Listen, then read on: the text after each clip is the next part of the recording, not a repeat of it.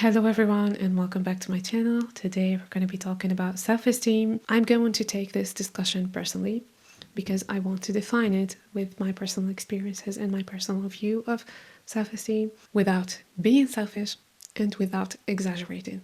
The first idea that came into my mind when I was discussing this topic with myself, of course, and making my research about it, I started linking self-esteem to social acceptance. And this is when I felt that I sometimes have a lot of ideas and I want to present them, but then I just stop doing them because I kind of have fears of how people perceive me and how people see me. I am stopping myself from a lot of things and a lot of meaningful things just because I feel like I might be perceived in the wrong way. And I am telling you this because I know that a lot of people actually are in the same situations.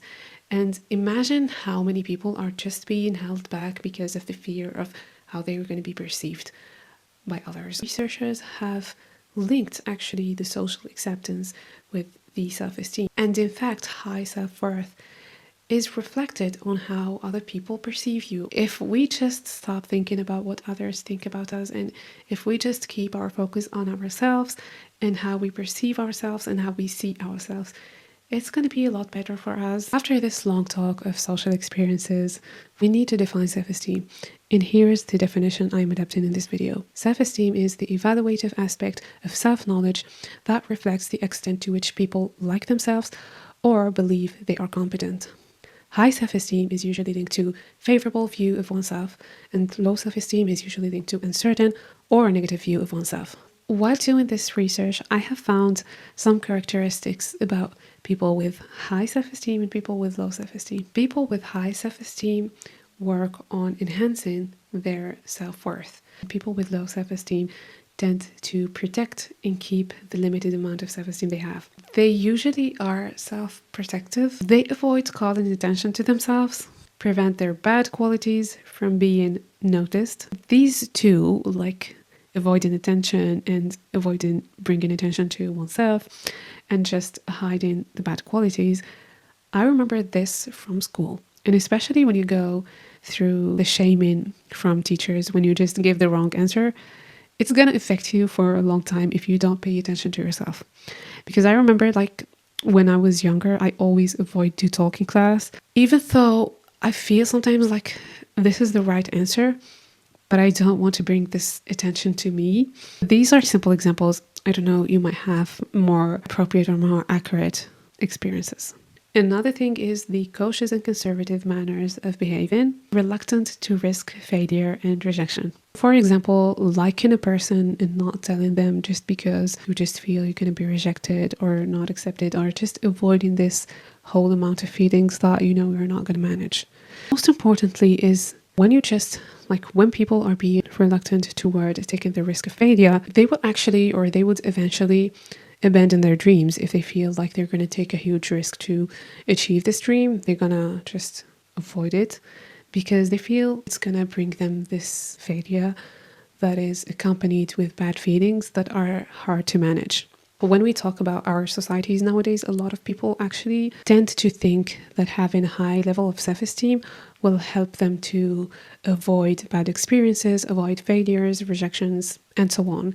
So they tend to go with these motivational speeches. They tend to do these activities that are supposed to enhance self-esteem, prefer these activities to any other amusement activities or amusing activities. At this point, I just want to remind people of one thing, that self-esteem is just a perception. It is not something that we are certain of. It is not the reality. So if something is not this clear reality, it's just a perception, it's just a thought, there is no clear idea about how to boost this thing or how to have it. It's different from someone to another. And a lot of researchers believe that self-esteem changes through experiences, through hardships, through time, and also through age. Like adolescents might have low self-esteem in adulthood and early adulthood, start having these high levels of self-esteem, and it reaches its peak at 60. From my point of view, you don't have to do a lot of things, and we don't have to just follow these motivational speeches that give you this hard push, and then after days or after some time, you're going to be fed up with listening to the same things that are not applicable in your real life. Personal thought is just people need to accept themselves the way they are. Low level of self-esteem is actually okay. It's not a crime. It's not something to blame yourself for. It comes with the childhood experiences or traumas or whatever that you went through. When you start asking yourself, building this self-knowledge, it can be fixed very well because you will learn what are your weaknesses and what are your strengths. And from there, you're going to understand and live with these flaws. And this is how we people live.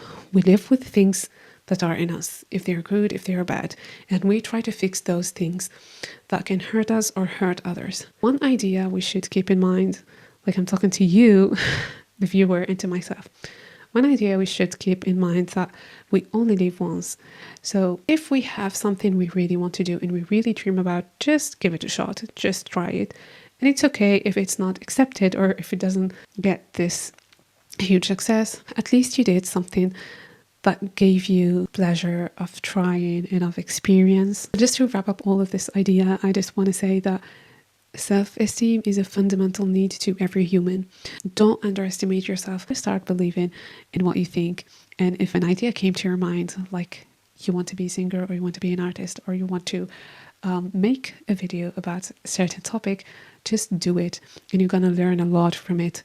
And this is the pleasure of life, is trying different things and understanding the pleasure of it. Our great responsibilities towards us is to make ourselves comfortable within ourselves. When you give yourself this opportunity of doing the things you want, you're going to be comfortable facing yourself.